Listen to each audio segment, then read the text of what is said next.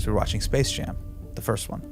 And I'm opening up to her. I was like, yeah, I like Lola Bunny is kind of fly. Like, I'm into Lola Bunny. She was really quite attractive. Uh-huh. And Bina was so disgusted. She's like, gross. Right. Lola Bunny, that's what you're into? Like, you're into this, like, perverted bunny rabbit. Mm-hmm.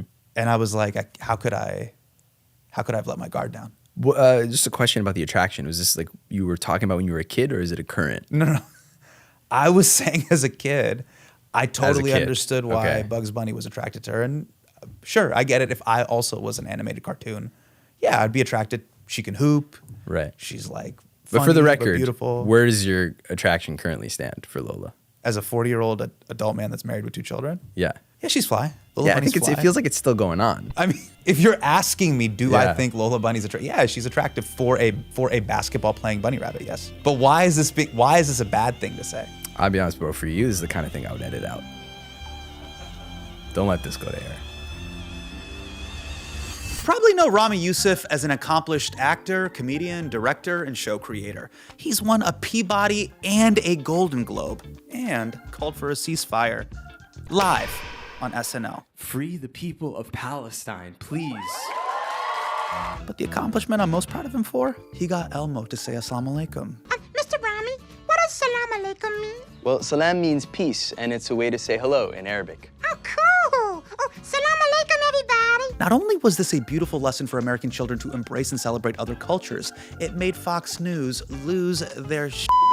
Laura, next Bert and Ernie will be praying 5 times a day on Sesame Street facing east. Listen, Sesame Workshop, if you bring me on, I will get Oscar the Grouch to take the Shahada. So I sat down with my Elmo-Approved friend to talk about his new HBO special, In Love, now streaming, which has some pretty spicy takes. There's cameras everywhere. They're watching everything you do. They're listening to everything you do. How do you protect your image? The only thing I could think of was the burqa.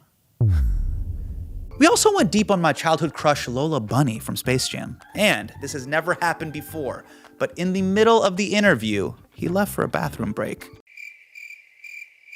And to be clear, I am totally fine with my guests taking bathroom breaks, and my viewers, although half of you are already watching this on the toilet, so hi there. Hurry right away, no delay, stop today. Make your daddy glad you have had such a last. I forgot my wedding ring. Yeah, it's at the house. No, I don't need that. Yeah, no, I don't. on, I can't wear your ring. No. You know what's crazy is there's not even a mark. Yeah, it's. What the hell? Yeah, I know. I forgot it because I always forget it. Dog, it's gotta leave an indelible. I know. When I take it off always to wash my hands, and then a lot of times I'll forget it at the sink, and I've left it in sinks that I'm like out. Cafe sink. Go back the next day. You've been at a Grand Lux Cafe bathroom. Yeah, I take the ring off to wash my hands. Damn. And then really? Every time? Yeah, because I don't like the idea of like soap getting caught under the ring, or it just gets kind of. Nah. So I want to do it thorough, and then I'll start thinking about something else, and then I'll later in the day I go, oh, I left it at this cafe, and then I go back. And they found it? Yeah, it's happened too many times. When I travel, I just leave it at home because I don't want to leave it, in another country or another state. Yeah. Can I say your wife's name or no? I'd rather not. How does your wife feel? Wifey's cool with this? She goes, leave the ring at home. Yeah, she goes, just leave it. Yeah, she goes, just don't even. Nah, bro, you gotta rock it. I use it as a power move. I think I just want to get a backup ring. I'll be on set, and we'll be in a scene. I'll go, hey, can someone take this? Hey, can someone take this sign of unfallible love? And do people kind of look at you like, wow, he's a married guy? I don't know. I don't even know what they're thinking. I don't even know what they're thinking, but I just do it for the flex. All right, you want to know a fun fact? I'm gonna put you on the spot right now. Please. You know what's so crazy is we tried to get you on the show last year and you said no. No way. 100% yes. No way. You know how wild it is to invite you on the show and then we kick it 2 days later, and then I can't. That didn't get. I mean, it didn't get to me because I asked to be on the show. This year, I said, hey, I really want to be on it. And actually, I've been watching the podcast going, why am I not on this podcast? Yeah, why not? No, this was a miscommunication. I'm 100%. I never personally asked because my heart can't take the no. No. I never personally asked. I'll tell you what might have happened. What might have happened? I'll tell you what might happen. Sometimes I hit a wall, where I just go, I can't keep talking about myself. Whatever it is. And so sometimes I'll go, hey, this is the last day I'm going to do a thing, and I don't want to do anything afterwards. I'm guessing it must have been that, because I've been watching this podcast for a year going, this is kind of weird. Guy never asked me to be on it. What's going on? Well, why didn't you confront me about this? Bro, we see each other all the time. Why didn't you? Because I don't actually. Because when I see you, I'm just happy to see you. That you on the podcast is a different thing. It's a whole other entity. Yeah. You could confront me, by the way. Like, that is an emotional language that I respond to. Confrontation. I have other friends that don't respond to it, but it's my comfort. Yeah, no, I don't mind. And to me, I don't even view it as confrontation. It's just like talking. Yeah. It's truly just a conversation. Yeah. No, but you get it. I do get it. Now the air is. Hey, but I'm not going to. But hey, can I tell you what I don't get? Tell me. It's like a 12-month gap. You weren't on the show. I wasn't on the show. And then I see you pop up on Neil's podcast. And then Neil shares an intimate story that I shared on his show about how sometimes at night I don't brush my teeth before I go to bed. I'll be up late and I'll be like, fuck it, I'm just going to go to bed. And then you were like, yeah, that's kind of gross. It's actually kind of disgusting that Hasan does that. Did this happen? This happened. We talked about you not brushing your teeth? Yeah, let's go to the clip. Hasan Minhaj doesn't brush his teeth some nights. It's the creepiest thing anyone's ever said on this podcast. He also seems so clean. You throw your boy under the bus. You yes and it. You retweet it. You're like, yeah, that is fucking gross. I mean, you really got to brush your teeth before you go to bed. I'm saying on an occasion or two, you've never done that where you stay up super late. You stay up super late, and you're like, you know what? I'm gonna let it rock. I guess I think certain things should be hidden, and that would be one of them. That's fair. Certain things can't be promoted. You know what I mean? Yeah. And I think dental health is crucial.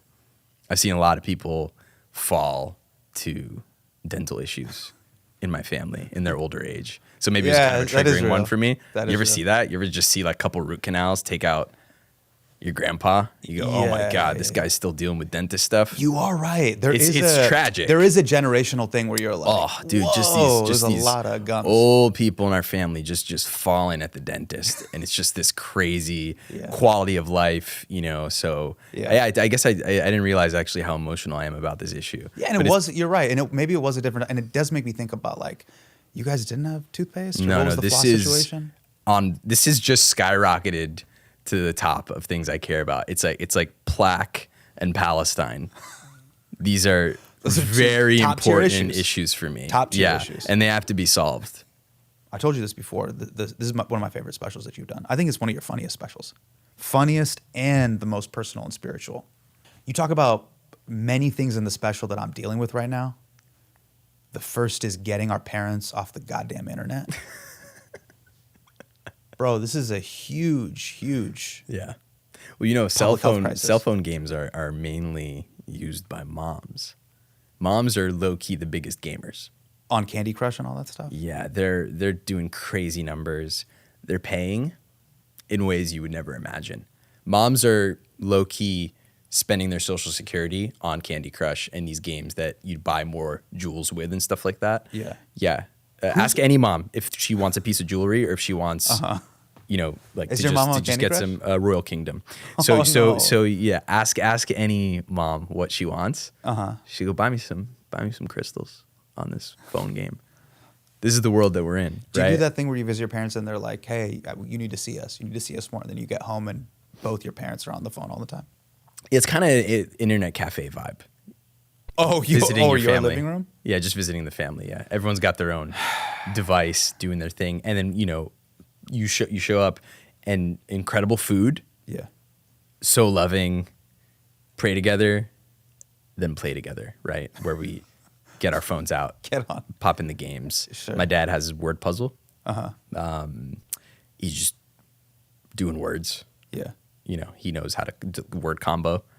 Well, you're talking about Wordle? Your dad's It's not Wordle? like Wordle. Have you seen it? It's this circle with all these letters, and it's just you make words with the letters, And so it's kind of incredible, actually, because for a guy who grew up in Egypt, his command of the English language is incredible now because of this game. Okay. He just knows all these really obscure words. Okay. Because, he wants to win the game. And then your mom's on just like Yeah, these Candy Crush, Magic Kingdom, Royal Kingdom, Royal Crush, Kingdom. all that kind of stuff. Damn. Yeah. She's really, high ranks too. Like I'm proud. Like I kind of looked at the global chart. Yeah. She's doing it. It's like her. There's some numbers out of Russia. But she's in that kind of top 30 global. Yeah. I mean, that is Kind of inspiring. unexpected. No, It's inspiring. And You're it like, kind of just, damn. it makes me think this is a family of excellence. Just in terms of what we're kind of able What you're to do. capable of. Yeah. Just putting in numbers. Bravo. That's a new way to think about it. That's how I think about it. There's sometimes you go, guys, can you get outside, go for a walk? Right. Then you see the global rank and you go, keep clicking. Like just keep going. Bro, I've had this philosophical situation that I've had with my parents where I was like, they're so addicted to their phones. I'm like, would you take a kidney transplant or a brand new iPhone 17 Pro Max? 512 gigabyte. Yeah. Dude, why are you putting them in that situation? You this'll make probably give money. you another 10 to you 12 make money. years. I know you make money. Oh, Why are so you're saying I could do both? You easily could do both. I want to put them in hardcore binary situations. Why are you trying to be a brown dad to your own parents? That's what I've become, bro. Give them the kidney and the phone, dude. No, This is not- because they go on Facebook and then this is their goddamn gateway drug. Let them be on Facebook. I'll see them like this. Facebook was the gateway drug. Okay, so this is doing a lot, right? So this is awesome photograph, right? Yeah. It's obviously fake Yes, 100%. and awesome. It is awesome. It is objectively awesome. I mean, look, the 60.2 thousand likes is the crazy part. That's the crazy No, part. it's crazy, but I mean, dude, the dog is skiing, right? Yeah. And whether that's real or not at this point is, I mean, dude, remember when we were kids? Did you ever go to Barnes & Noble when Harry Potter books were coming out? I didn't wait, but I was waiting. My parents would bring me. They go, we know you love Harry Potter. Yeah. We're going to bring you to Barnes & Noble at midnight, Yeah. and you're going to get that book that you want. Yeah. Let them like this shit. This is where they're at. You're gonna compare AI slop to you waiting in line for Harry Potter Harry book? Potter and Well, look, both are fake, and both make people happy. okay, So it's like... sure. Yeah. And my Sure. mom now actually has more faith in what could happen on Earth. She thinks animals can do all these incredible things. Drive. You have this great joke in the special where you talk about how Islam is future proof. The burqa AI bit is amazing. Yeah, the bit is just, I was really shocked. I don't have a Twitter account that's, Yeah. I have one that's for just basketball. So it's I go on, my whole feed is mainly LeBron. And then sometimes Israel. Okay. So obviously it was a field day when LeBron got on there and was like, I've heard nothing but good things about Israel, which was a hilarious take. Sure. Wild. It's up there with his first page every book. He's First page he's every reading book. The first page of So 'cause yeah. then you kind of go, you've heard nothing but good things? That's wild. But so I have this X account, and I'll go on there just to see sports stuff. Yeah. And I got really disturbed by this grok thing, because they're just any woman's photo. Yeah. And it's getting manipulated, and then they go, oh, we're fixing it, or we're handling it, or Right, we're doing right. whatever. And then you go, wait, we're in this highly digitized society now. There's cameras everywhere. They're watching everything you do. They're listening to everything you do. How do you protect your image? How do you stop yourself from being literally turned into pornography? Because that's what we're barreling towards. That's what's happening now. Yeah. And the only thing I could think of was the burqa. What are you gonna do? Yeah. If all you got's my eyes. Right. And I think men should wear it too. Because you know what it's like being a prominent guy. And being objectified. You've been in that way? sexualized. This is why me not having my wedding ring today is really devastating for me. I don't know what people are going to do. Yeah, I'm walking around. yeah. This thing's a really important thing. Totally. It's a finger hijab. And It really now is, I'm yeah. walking around just naked, Yeah. And so this for me is not... It's not a good look. People think This you're a is- man of the street. People think Yeah, you're just yeah, out no, here it's not being good. A Yeah. philanderer. Yeah, totally. So, my argument is not about gender. It's about privacy. And that's where I go, wow, Yeah. we were kind of onto something. That was the original reject all. You know how sometimes you go to these websites, especially when you travel internationally. Yeah. They have hardcore I'm not laws sharing about cookies. Yeah. Not reject sharing all. cookies. Reject all cookies. That is the burqa's the ultimate no cookies. Reject all. Yeah. Reject all. Yeah. So I'm not. This is a privacy argument. Yeah. You know, this is a. It's like wearing a VPN. 100%. Yeah. I actually love framing Islam as being future-proof for many problems. Do you have other issues that you use? Because I don't like arguing about the past. Sometimes people come up to me, try to debate me about like, well, what does this passage mean? What does this passage mean? Sure. I'm like, listen, bro, it saved me from online gambling. You have a DraftKings problem. I don't. Yeah. That is Uncut it is, Gems has no application to me. Do you see what I'm saying? Yeah. I'm future-proof. Yeah. It is. It does stop a DraftKings addiction.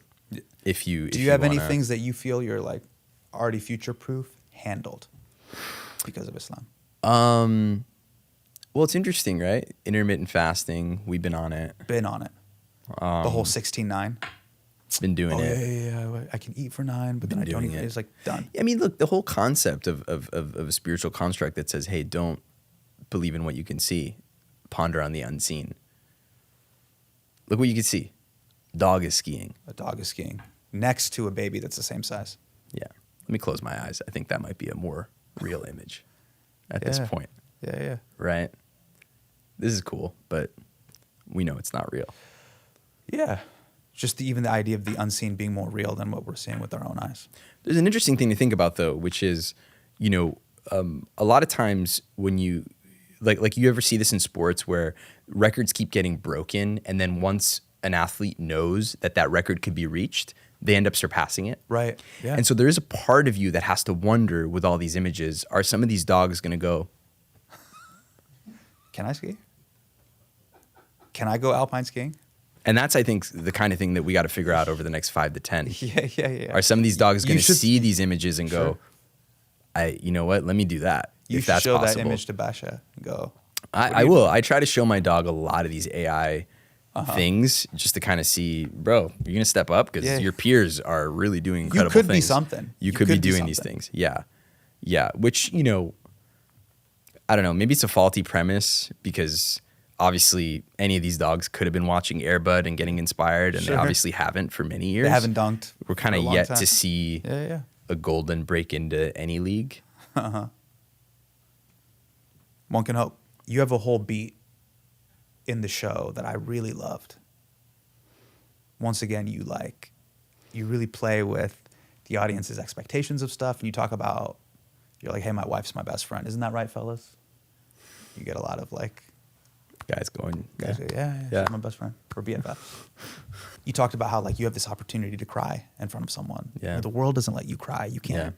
Yeah. You can't just be out here crying in front of the boys. They may not No. have the emotional vulnerability to accept you, but you talked about there's a critical moment once you cross a particular amount of crying. Yeah. She'll go, what the fuck is wrong with you? Yeah. Question your sexuality. Yeah. It reminded me of some wife thoughts that I had, some moments where I was sharing details with my wife. And I thought we were cool. But I crossed the line. Got weaponized later. It got weaponized later. I'll give you an example. Bina loves Anastasia, the animated movie. I'm not going to lie, I love Anastasia. Yeah, it's incredible. It's a great movie. It's oddly very dark. Totally. It's got the whole It's- European vibe. Yeah, and it's yeah. like, it's extremely dark. It's moody. It but- affected me as a child. Yeah. But then also like the bat is super cute and funny. Like there's comedy in it. There's like demons. It's actually a great film. And I opened up a little bit. I was like, I actually wanted to let you know I like Meg Ryan became my first crush because Meg Ryan's the voice of Anastasia. Just want to let you know. And it kind of brought us closer together. She loves Anastasia. I love Anastasia. I was like, I had a crush on her. It's fun. It's And this playful. made you cry? The Meg Ryan That crush? didn't make me cry. Okay. But I'll tell you when she turned on me. So we were watching Space Jam, the first one. And I'm opening up to her. I was like, yeah, I like Lola Bunny is kind of fly. Like I'm into Lola Bunny. She was really quite attractive. Uh-huh. And Bina was so disgusted. She's like, gross. Like they completely sexualized Lola Right. Bunny. That's what you're into? Like you're into this like perverted Bunny. bunny rabbit. And I was like, how could I have let my guard down to let you in on this? Right. Yeah, and they got weaponized. Just a question about the attraction. Was this like you were talking about when you were a kid, or is it a current? No. I was saying as a kid, I totally kid. understood why Okay. Bugs Bunny was attracted to her. And sure, I get it. If I also was an animated cartoon, yeah, I'd be attracted. She can hoop. Right. She's like But funny, for the record, beautiful. where does your attraction currently stand for Lola? As a 40-year-old adult man that's married with 2 children, Yeah. yeah, she's fly.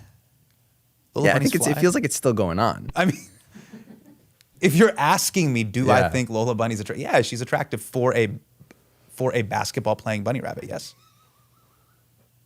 But why is this a bad thing to say? I'll be honest, bro. For you, this is the kind of thing I would edit out. Don't let this go to air. This should have stayed in the house.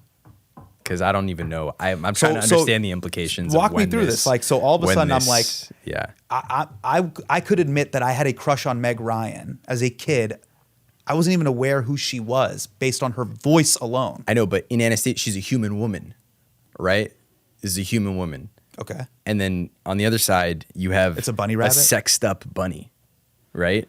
Bro, they're both cartoons. So why does this? Yeah, but the distance you're going and the fact that it's still ongoing. Oh, so you're saying That's what it you're kind saying of, that Anastasia as a cartoon woman is more real, and then as soon as you're getting into Lola Bunny, this is turning into some weird hentai shit.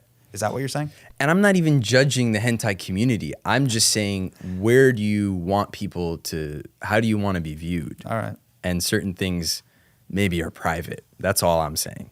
But this seems to have never stopped for you. I'm trying to even think of a way out of it, but I was like, yeah, I guess I kind of was. Yeah, it's in just where you're at. 1996, yeah, I was in love with a bunny. Kind No, of. no, don't. Oh, you don't want me to- 96 it. Oh, okay. You want me to own it? You want me to own it right now in 2026? Bro, it's 26. Yeah. This is a 26. Yeah, it's not a 96. It's a 26. You know? Oh, can I do 2 tangents with you? Can I Mountain. pee?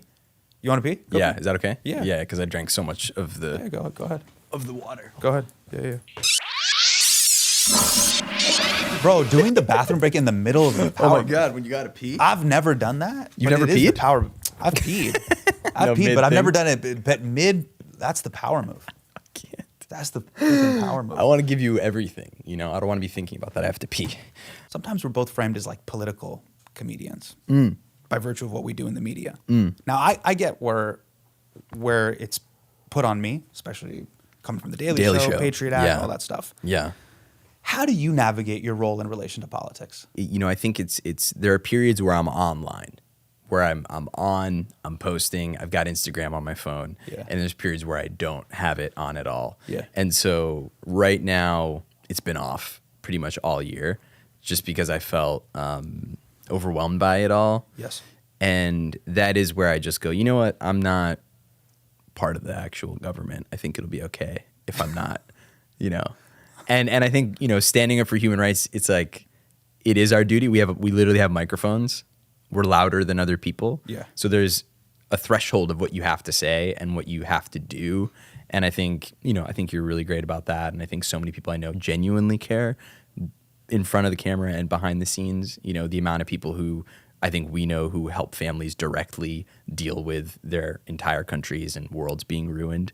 And so you always want to be a part of that, and you always want to be there. And then at the same time, at a certain point you go like, well, we also want to make people laugh, and we have a, you know, a certain role. And Yeah. And so, it's, I mean, that's what's kind of sick about Zoran, right? He tried rapping. And then he said, I don't think I'm going to rap my way to any sort of justice for anybody. Let me actually get involved in there. Yeah. So, Damn, bro. He really threw his musical aspirations underneath the bus, dog. I actually like the songs. You liked. I like the Oh, songs. you actually liked Young Cardamom. You're like, I think it's kind of a bop, and I think he tapped out at the right time. I think he said, okay, these are sick. I got Lupita. Yeah. I did this, and Yeah. now It's time to make real change. let me go govern. Yeah. Do you ever have that thing where you're also like, when people are like, you're not going hard in the paint enough? Because you had this thing about in your previous special where you do this joke about you were raising money for a humanitarian cause, and then people are like, what about the floods in Pakistan? Yeah. Where you basically have to be plugging up the holes of every humanitarian crisis around the world. Do you think at some point we should just pen something in Grid to be like, you know where I stand on the issues, right? It's like, hey, Like, my name is Ramy Youssef. Like, you know where I... You know I care about people, right? Yeah, like, you know how I feel about this particular issue. Yeah, I think it's disingenuous. It's disingenuous when people kind of go, oh, you talked about this thing, but you didn't talk about that thing. And then they kind of try and get you in some sort of thing. And what it does, I think, to some people is make them go, oh, you know what? I'm just not going to talk about anything, right? And I think that's kind of the goal of that type of interrogation. So I don't fall for it. You know what?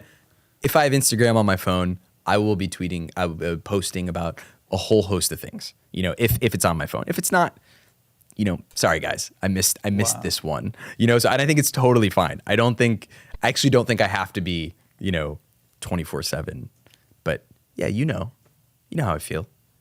That should be a pin. I'm gonna pin this up right now. If you want my poll quote, you know how I feel about this. Not good. Thumbs down.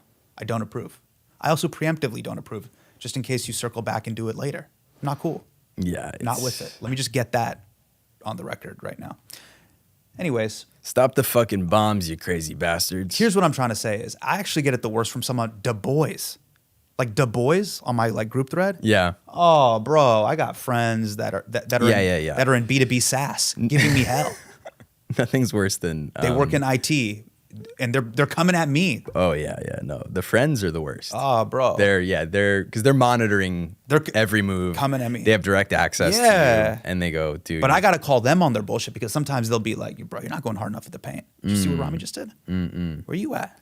Has that happened? Bro, it happens all the time. Where I've done something and then you've done something and then I catch and you get blowback? Yeah. I'm like, oh wow. He's hosting SNL. What do you want me to do, bro? I'm in the crowd while he's hosting SNL. What do you want me to do? Right. You get like aunties. Then these jerks, they'll be lecturing me about not using my platform. Then they'll be like, hey, by the way, can you get me a reservation at Admiral's Club in New York City? I'll be like, what? Wait, I thought we were going hard in the paint. And it's like, well, you know, I'm only in Manhattan for 3 days. Yeah, the thing is, I think you get me a reservation? Yeah, if you get them that res, that is a form of activism. Brown people deserve to be seated at premium New York restaurants. I am such a supporter of people in the Gulf. I think they're some of the coolest people, and you've met them that are just the sweetest, most down-to-earth, amazing people.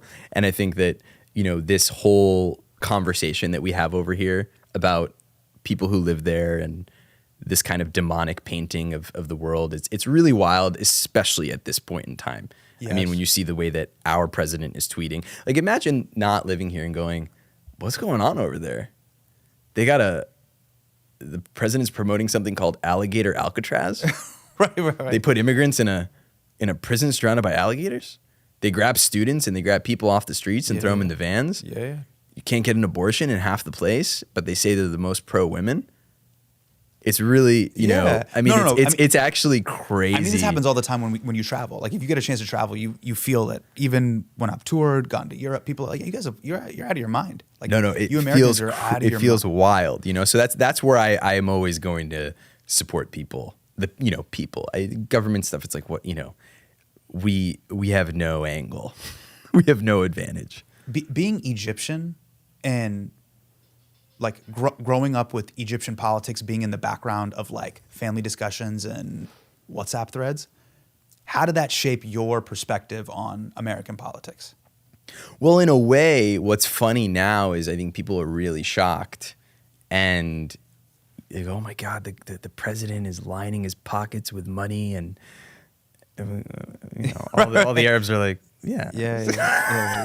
Everyone's like, yeah, that's what presidents do. Like, you guys don't know this? Yeah, like, you haven't seen this. Right. You know, we've seen this song and dance. And so I don't think it almost, for better or for worse, it puts the focus on the reality that, you know, people can be amazing even in wildly corrupt systems. Yes. So it's almost kind of hardens an optimism, actually. What's interesting is that people in America will then point that lens on other parts of the world and go like, yeah, that's because they don't have institutions. That's because democracy has eroded.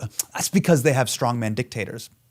But what you just mentioned, the warmth and the spirit of the Egyptian people, that humanism is in a lot of your work. Yeah. Like, I really loved your Subway take. Do you remember what your Subway take was? Yeah. Okay, so just for the people that haven't heard it, what was the Subway take? Everyone's a good person. Everyone is a good person at their core. you know, and we're all afflicted with things, and people have spiritual diseases and things that overtake their goodness. Yes. But at the core, they're good. And then so many things can affect someone that essentially their heart becomes, you know, completely injured, completely clouded, you know. But you used a specific word What was about the bad people. They've been infected. They've been infected. Yeah, for sure. Which is such a dope framing. Yeah. Putting it in zombie apocalypse terms is such a great way of thinking about humanity. Of just like, look, you're ultimately a good person, but you've been bit. And that's what You've been bit, and why would I argue with someone who's been bit? Yeah. I mean, it's because, you know, look, that's any real spiritual practice will show you that. You know, it's like it's not even fun to judge people or really get too caught up in what's going on with them. You know, it's you try to protect it from affecting you and your loved ones. You try to stop it from spreading. You know, how can we mask up against corporate greed and, you know, autocrats and technocrats? You got your you know, cost, but bro. I'm not going to Yeah. sit here and opine about, you know, specific individuals for too long, because if it's not them, it's just going to be someone else who gets just as sick with the thing that's floating around, you know? It was a really great way to frame it too, because also when you look at international policy, things are framed that way. These are good countries. These are bad countries. Yeah. Or the leaders. I remember when Maduro was captured, they're like, yeah, he's a bad guy though. Sure. Yeah, he's bad. He's Sure. bad. So we need to go extradite him the way Batman extradited that Asian dude in The Dark Knight. Yeah, but we're all like supporting the system that just allows this virus to free flow. Yeah. So if it's not him, it's gonna be someone else. Remember when Tom Hanks was the first one to get COVID? Okay. Remember? Well, yeah, I remember this. Yeah. It was like, was Tom Hanks particularly reckless? It's like, no, COVID's floating around. Right. You know? Right. And so some of these guys, these power vacuums, and they Yes. create all this stuff. And it's like, well, it's built on all that. You know, that's what's happening. And so you have to actually go to the core of the thing, because you can almost make it convenient where you go, oh my God, well, if Netanyahu's gone, everything will be okay. It's like, let's be another one. Right. You know, all we got to do is get Trump out. And it's like, is that all we got to do? But what's also beautiful about it, man, and it's we've actually chatted about this privately, is it's helped me not fall into the logic trap of trying to argue with people about particular issues. And trying to be like, Right. Yeah, all people, and it is quite spiritual. Like all of humanity is this really beautiful spiritual thing. You can't just condemn one particular country or one particular group of people. Like trying to meet people at a very human level. Well, you kind of want to give people the opportunity to get better. You want to create the opening that, oh wait, maybe things can get better, because they can. You know, they can, and there's times where they have. Yes. And it kind of feels like the more hard-headed we are, it just gets worse. You've done Umrah, right? Yeah. And you've done Hajj? No. What's Umrah like? Oh, it's incredible. Yeah, it's I mean, it's really beautiful. I mean, this is a sacred frequency. I mean, when you and you know, it's all Abraham, you know, the Kaaba. You know, I don't think people understand the father of modern religion and one godness that, you know, is the three major religions. And this is not to discount, you know, Hinduism, Buddhism, and, you know, but this is a location with a sacred frequency that's meant a lot to a lot of people, you know, throughout human history. So you feel that, you know, you go there and you go, you just feel something in your body that you can't explain. Really? Yeah, it's super emotional. Man, I want to go so bad, bro. You got to go. I've talked to your brother-in-law about it. We need to arrange this. I You need to figure it out. I was trying to figure out a way. I need to figure out a way to get You gotta go. get there. No, bro, I'm definitely down. By the way, by virtue of what I do, I'm always arguing with people, talking about issues that are very AD. Yeah. I'm on that BCE tip. Talking about Abraham, bro. That's 3000 BCE. Yeah. That's the time I'm on. It's also wild though, because like you'll go and then it's like the most holy place. Yeah. And then, you know, you just kind of step out and you can buy a Gucci bag. Oh, so you like quickly. Quickly, it's That's what it felt like when I was at your wedding, when we went to Cairo. Yeah. Where I was like, all right, so there's the pyramids of Giza, but then here's an H&M, which is kind of it was just a trip. Same skyline. Yeah, you can same kind of skyline. see it, you know, Yeah, all it's in just the a trip. same. Yeah. That's the world. Yeah. You know, both ancient corporate structures. Bro, you got to go to the Vatican. Yeah. How crazy is it that Vatican City is also its own country? Yeah, I didn't understand that. And Yeah. the crazy thing too about being in Rome, there's a bunch of Egyptian stuff everywhere. I mean, it's really wild. You'll see these things that have hieroglyphics on them, and there's these. Wait, inside the Vatican?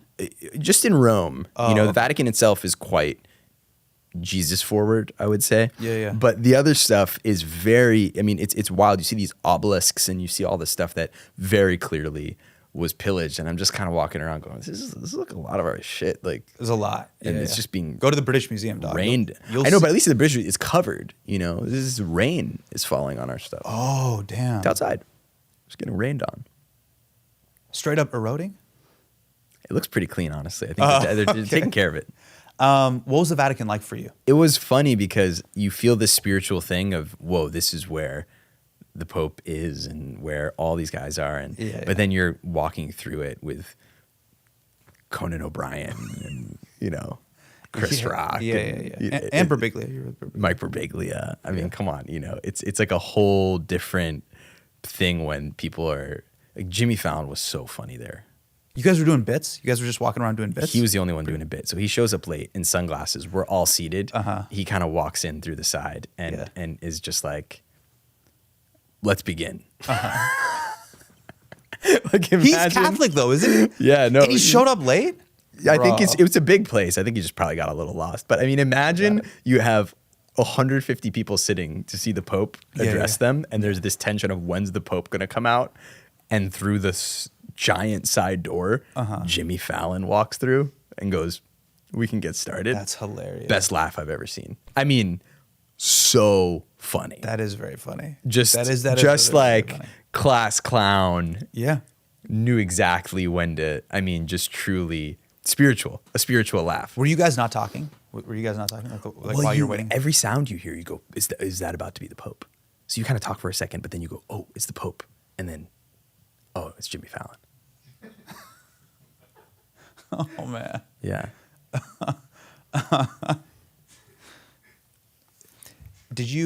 So you go up and you meet the Pope. Did you kiss the ring? I didn't notice if there was Conan kissing. and Colbert are Catholic, so I don't know. Did they? They might have kissed. I don't know. I didn't kiss. I didn't see kissing, but there very well could have been. Yeah. But he was just super warm. Just a nice. You can feel it. The aura was mass. I mean, he was just so radiating goodness. Totally. And he's also, he's a full Italian Pope. Yeah. Speaking Real deal. Italian, real deal. Yeah. And they gave us a pamphlet with what he was, saying in Italian. Most of us didn't understand it. It was beautiful. I mean, he really believed in laughter. He really believed in what it could do and how it could heal and how different things could come out. What was the philosophical question that he was talking about? It was about, because there's a whole thing of like, does God, was he answering that philosophical question, does God have a sense of humor, or just the importance of I think there was something about him saying that he does believe God laughs. I think there was something about that in there, which is something I think I've heard in a lot of faith practices, that idea, which is always, I think so. I think the complexity of laughter, how could that be ignored? Ramy season 1, the episode about your dad is one of the most beautiful pieces of television I've ever seen in my life. 2. Oh, that's Ramy season 2. 2. Where you listen to the voicemails, the voice memos, the recordings. The one about the father, so in season 1, the Ramy character listens to some tapes. Yes. And then Which season episode? 2. That's 103, right? 103. No, I think it's like 107 or 8. I don't remember. It was now. one of my It's so many favorite years. episodes on television. And then season 2 is the episode that like circles on the dad, and we see him recording the tapes. That particular bit of the recording of the tapes is what my father used to do when he came to America in the 80s, just making a life for himself, And he would send tapes back to your grandfather? And my grandmother, yeah. So he Oh would my God. record, send it, and he'd mail it, and then they'd record and send back, And I remember hearing that as a kid, and because my dad was very much, he said, we have phone cards now. This is wild. In the 80s, you'd spend your whole paycheck if you wanted to make a call. Yeah. So I used to do this tape thing, and I always thought that was, it was just so inspiring. You know, it was so beautiful, and he didn't know how long he would stay in the States when he came, and so I always found it to be very moving, and then it felt incredibly cinematic, obviously. Yeah, you have a physical device. It's also like an audio recording, which is really beautiful. But what you really showed in that episode that I think like set up one of the like spiritual and emotional engines for the whole thing is as kids, we often wonder, what was my dad like? Yeah. And what were his dreams? And what were his dreams for me? And so that episode like had all of those things in it. Like I've never had the answers to all those questions. I've gotten bits and pieces from other people. Like, oh, your dad was like this. Like your dad was like that. Yeah. Some things are true. Some things are like trolling. Some things are comedic. But then I've never known and I've tried to ask my dad when I was born, what did you feel? But everything is like, he puts like the Sylvester Stallone veneer on everything. I'm like, so you're just Rocky and on all of these things. I'm like, yeah, it was tough and it was hard and life really beat me down. But Hasan, I did it. I did it for our family. Like, it's like, come on, bro. Like every story is just like, yeah, you know, my parents, you were too much. But I persevered through all of it, and your mom was killing me. But I said, one of us has to live. It's like everything is like he's the. It's really funny when everything. you're your father's struggle. Yeah, you're what he overcame. Like he overcame you. Yeah, he's like, in despite of you and everyone here that you know and love. And I'm trying to get to like vulnerability. Yeah. I'm trying to get to like, were you scared? What did you have hopes? Did you see me? What emotions did I evoke in you? No, my parents are quite vulnerable. I think they, in many ways, taught me vulnerability. You know, the ability to kind of, be able to say how you're feeling. And I'm not saying that it was always easy for everybody, but I think that they really, it's interesting too. Like I look back at photos of them, and I was like, these guys are cool. Like if I look at old photos of my parents and I go, oh, they're cool. Yeah. Cool clothes.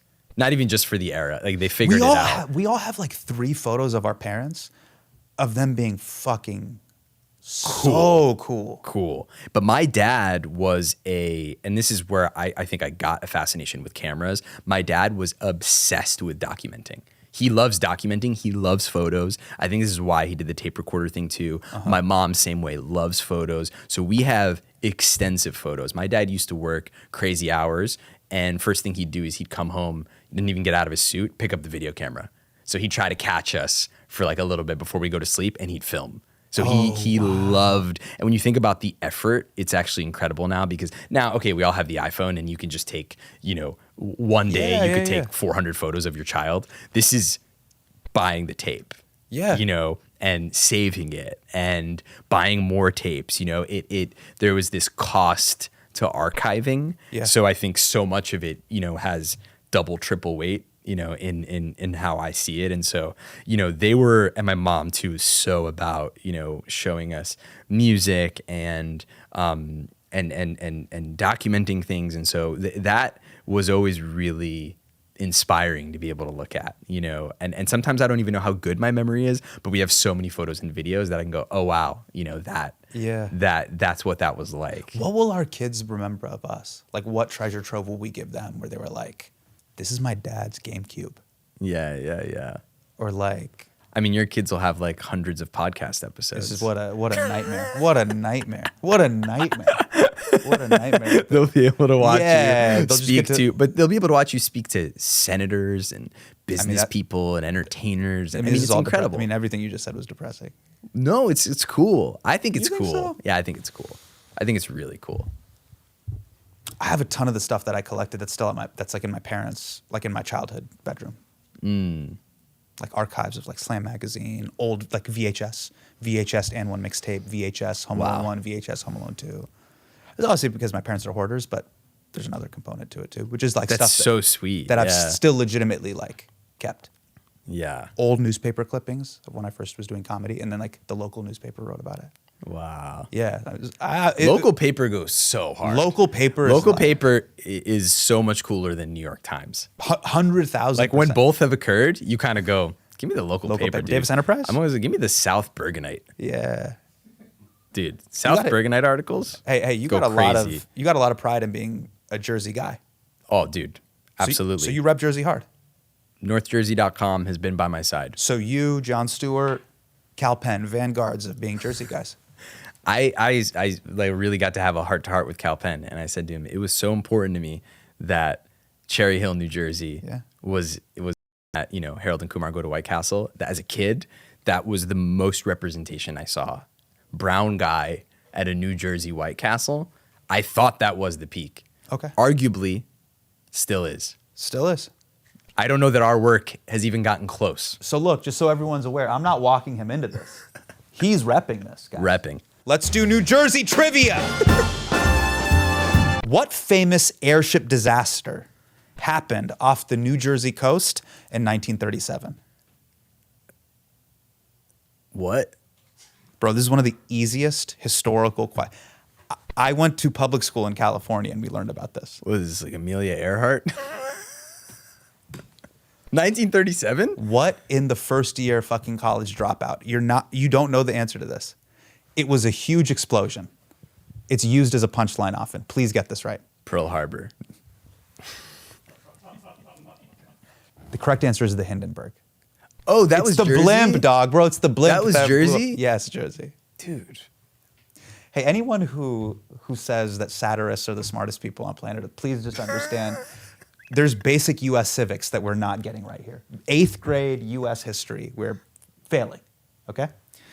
Multiple choice. Here we go. What fast food chain started in New Jersey as a hot dog stand in 1946, but now it is a huge coffee enterprise? It's not multiple. You said multiple choice. I'm not going to give you multiple choice. Oh, it's not multiple choice. Yeah. It started as a hot dog stand. But it's a huge coffee chain. There's like 2 options here, bro. Yeah, I know. I'm like, I don't think Dunkin' had hot dogs. Dunkin' Donuts started in New Jersey as a hot dog stand in 1946. Because I remember Dunkin' being Jersey. I just didn't know about the hot dogs. And then also, like, I feel like Ben Affleck and Matt Damon have tried to take Dunkin' It's as a very Boston mass thing. Yeah, it's a very Massachusetts thing. Let me just say, in defense of New Jersey, when you drive around New Jersey, there's 2 things that y'all should take claim on, which is there's a shit ton of Dunkin' Donuts. A lot of Dunkin'. And storage unit facilities. A lot of storage, a lot of garbage, and also a lot of trees. Yeah. So I'm a fan. I'm a theme park fan. Yeah. I love theme parks. Growing up in California, theme parks were the shit. What 1980s New Jersey water park, infamous for its dangerous rides and personal injury lawsuits, was featured in a 2020 HBO Max documentary? It's a very popular 1980s theme park in New Jersey where people were getting hurt all the time. I'm not caught up on my HBO Max documentaries, man. But you may have heard Jersey lore, because look, in Cali, we would always hear about like the kid who died on the wooden coaster. Yeah. No, which kind of made me want to ride the coaster more. We only went to we go to Six Flags or we would go to Wildwood, but we never went to a water park, man. So it was called Action Park, and the documentary was called Class Action Park. Clever. Okay. So did you ride King Dakar? Of course. King Dakar was incredible. You know it's closed now. Yeah. All right. I know. The best thing that I ride now is Space Mountain, because I think when I was a kid I could loop. I can't loop anymore. I get vertigo. Oh, so you did the Joker ride and you can't do that anymore. So the Joker ride's crazy because you spin while you. I can't do that. Vertigo. Yo, what was that'll set me back. What was King Dakar like? It was incredible. Epic, dude. That was like. You know, I promised my son I was going to take him on King Dakar. That was one of those 2 though in Jersey where people are like, you're gonna die. On King Dakar? Yeah. When did you first go on it? Like high school? You like went on King Dakar in high school? Maybe even like 7th, 8th grade. Damn. Yeah. Tallest coaster in the world. Yeah. It was crazy. That was like, I think it was before high school. I think it was like 8th grade. Who'd you ride it with? Just the guys. I think it was a birthday party. Fuck. Yeah. That was so fun. Six Flags birthday parties. Damn. Incredible. Yeah. Did you guys have the thing in Jersey too? Which bring 2 Coke products and you can get in for $5. No. So in Great America and Six Flags in California, it's like during the summer, they would have these ads where they're like, bring 2 cans of Coke and you get in for $10. It was that. Wow. And so my mom would have 4 cans of Coke and be like, all right, childcare for the day, go. Me and Aisha would just go to Six Flags all day. Just run around. Yeah. True or false, every baseball used in the major leagues is rubbed with mud from New Jersey. True. It's true. Yeah. It's known as Lena Blackburn baseball rubbing mud. This substance removes the slick, glossy finish from new baseballs to improve pitcher grip and control. Wow. That's fire, right? That's really cool. That's dope. It's super Yeah, cool. that's really cool. True or false? The state song of New Jersey is the old New Jersey. Nah, it's false. I never heard that. It is false. I pulled a Ramy.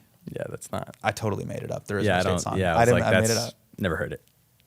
I think it's my body language that's giving it away. No, I just. In 2025, how much was wagered on sports betting in New Jersey? It's in the billions. It's in the billions. It's in the billions. Yes. 3. Over 12 billion. What? That's crazy. Oh, that's people just pocket gambling. And that's not even the underground market, It's not even underground. That's because public. Jersey's got bookie culture. Yeah. Wow. 12. 12 billion. 12 billion. Yeah. You know what's crazy about that? What's up? Is that we only have one sports team. I know. We only have the Devils. In That is hockey. crazy. So to be spending 12 bill To be that on flush gambling and sports gambling. basically on teams that you have nothing to do with. Hey, You're man. connected to no team Yeah. other than the New Jersey Devils. And how many of those gambles are really about the Devils? Yeah.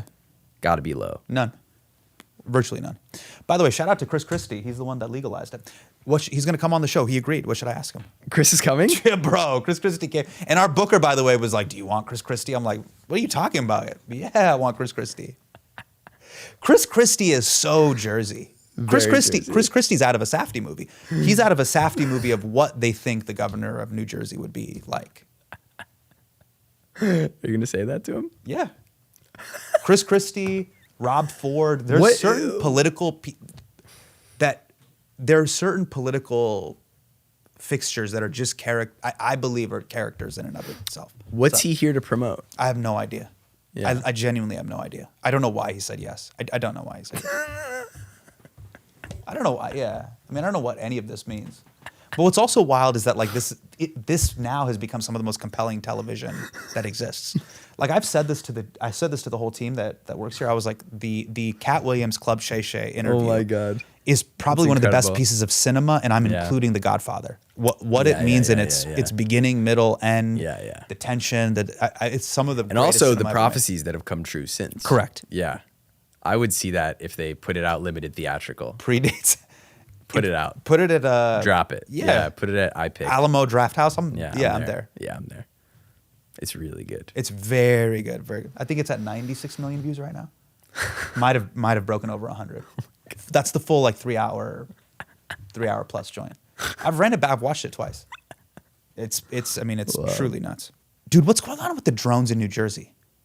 Because I had Governor Phil Murphy come on, and I showed him the footage of the drones. Yeah, what'd he say? People are this dude was evading and dodging left, right, all over the place. Now, I didn't grill him too hard because I also was shooting a feature in Jersey and I needed the tax rebate. Yes. So I didn't want to go too hard, but I was yeah. like, now we're wrapped and picture locked. Yeah, I'm going to say he ducked and dodged the question. Yeah. How are you feeling about the drone? Have you seen the videos that people are posting from specifically New Jersey about the drones and the orbs? Yeah, there's these things flying around, there's lights, and then there was also this Obama interview where he kind of just goes, there's aliens, kind of casually. Yeah. And then starts talking about something else. And he goes, I don't think it's what they tell you. I don't think that there's whatever. And he goes, but there's other life and whatever. And then he's like, and then Medicare. And you're like, wait, what? Yeah. And he kind of starts talking about some other stuff. Yeah. Yeah. And so everything feels, I'll tell you this, New Jersey, there are people there who believe in the Jersey Devil, like a creature that lives in the Meadowlands. We have these huge marshes. There's all sorts of things in there. And some people actually believe that there are extraterrestrial beings living in those marshes. Also famously, mob burying grounds and that kind of stuff. But that's the place that I grew up in. So I grew up in The aliens are not in UFOs. Oh, that's the marshlands. Yeah, those marshlands right there. Oh, yeah. shit. That's how we grew up. No, the alien is probably right off the side of the highway. That's Damn, that smell. This is a huge realization because basically Jersey has a little bit of that Florida energy to it. Yes. No, Weird New Jersey is a thing. You know, Chris Gethard was all in on Weird New Jersey. Right. And I just want to do a quick fact check real quick though. Fun fact, and this is not even a fun fact, this is a fact check. The New Jersey Devil is technically a demon, not an alien. Just want to let you know that. What would you say is the line between demon and alien? Demons generally, in my opinion, gravitate and are affected by gravity a little bit more. So they're terrestrial. They're on the ground. Right. So demons, chupacabras, Bigfoot. That was incredible pronunciation on chupacabra there. I grew up in California. Yeah. So Yeah, I got that was put on really- to. Wow. Yeah. I got put onto the chupacabra a long time ago. But Just I was the way like, you said it, it was yeah, really cool. You're like, yeah, I'm not yeah. going to offend the culture. I'm not going to offend the culture. Yeah. But I was like, I see what you guys are talking about. You guys Yeah. talking about jinns, demons, ghosts, Yeah. Kardashians. I get it. They are terrestrial, 10 toes down beings that, can walk around your home, Yeah. edifice, whatever. Aliens are more of the Independence Day, Will Smith, flying saucer Right. type vibes. They're more flying intergalactic beings. You don't think these guys are in communication with each other? Yeah, I feel like these are two different types of Things, yeah. Yeah. Okay. Maybe they're cousins of each other. Yeah. But I'm not on that Men in Black alien stuff of Yeah. like I'm wearing a skin suit. No. Like I'm on the real like if they are, they're hitting it the same way you and I when we're on tour, we hit Earth as like ORD. You know, the way you stop Right. off in O'Hare and then you keep it moving, like that type of Right. in my opinion, I don't know, but what do I know? Right. They're just here doing what Yeah. did you call it? A portal switch? Transfer portal. Transfer portal. There you go. By the way, fun fact, Governor Murphy pardoned a guy who killed a 76-year-old grandfather in a hit and run. Now, his father, Joe Jacobs, is a Democratic power broker and raised money for Governor Murphy's wife, who had a failed Senate campaign. Gross. Phil Murphy called me when I won the Golden Globe. Oh, to congratulate you. Yeah. That's cool. Yeah, he called and he said, you got to come film in New Jersey. And Have you taken him up on this offer? Not yet, but because I said, dude, the tax incentive's not there. And he said, I'm working on it. And then he did it. Bro, it is there. Now it is. It is there. But It's this about- was in 2020. Oh. So he called me and he was like, you got to come. And I said, dude, I want to, but I'm getting the tax break in New York. And he said, I got you. And then he did it. Damn. But I haven't filmed there. I just did it. He did make it happen. He did. Yeah, it's yeah, like yeah. It's like 30. It's like something like 28, 30. It's 30%. great. Yeah. So, I mean, that was kind of part of my talk That is a with weird him. pardon, and that is a insane weird thing. But it's also very Jersey. It's a very Jersey mafia thing. He was literally like 15 minutes away from being out of office, or this dude was about to get sentenced, right? And then the lawyer pulled it up. It's like, no, we got the pardon came through. That was it, bro.